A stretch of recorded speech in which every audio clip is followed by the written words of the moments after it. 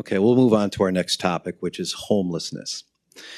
And related to housing affordability and supply, what do you see as the solution to Eau Claire's struggle with homelessness? What would you do as the City Council President to protect and support the local initiatives and the organizations aimed at decreasing homelessness and supporting those it affects? And Scott, we'll start with you. It's a really important issue. It's become more visible. Homelessness has increased. The exciting part about this is the Housing Our Neighbors Collaborative that's come together over the last year, and it's brought together, it was facilitated by the Chamber, but it's brought together people with lived experience, the Health Department, both cities, the City of Altoona, the county, the Jonah Affordable Housing Task Force, to really look at how can we come together as a community and work on this issue. And it came up with 6 strategies, which are a starting point. But if one of those big strategies is to line the system, to make sure everyone is working together, and hopefully to create some accountability there as well. And we've already seen some progress there. The Day Resource Center that has brought Hope Gospel Mission and Western Dairyland together is a big step in the right direction. And we've seen service providers, others coming in there and actually giving help to people there. And then we've seen other things as well, like both the county and the city housing authorities having a single type of application that can work for both of them. So we see collaboration as a value in our area.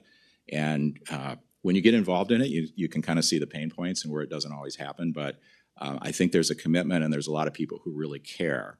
And if we can take that care and align the system, affordable housing is a big part of it. We don't have enough housing. I'm reading a book right now called Homelessness is a Housing Problem. There's a lot of data that show that when you have a tight housing supply and high housing prices, that does increase homelessness. And so it's a multifaceted topic, but I think we can work together to move that in the right direction, and the city has to be at the table and provide leadership there. Jeremy.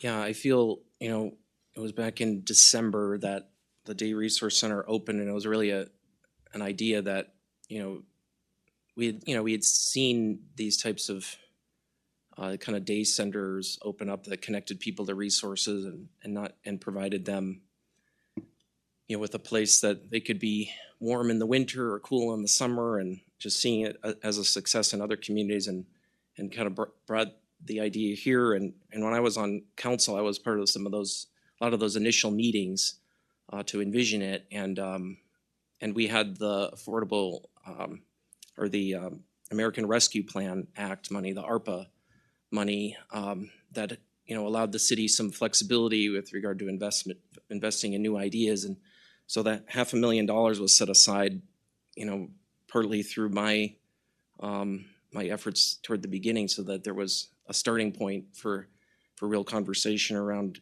how we would fund it. So it was really exciting to see that.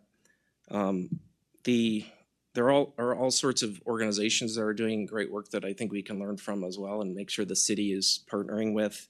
Home for Good is really kind of making sure that people, as particularly families, have a place to live, but they also have the support to make sure they're staying in housing and learning skills to stay in housing. And this Housing Our Neighbors Planning Collaborative has been a tremendous example of the county stepping up, and the city really needs to step up even more, and make sure that we're a part of that. Obviously, City County Health Department has been key with that too, and bringing folks together.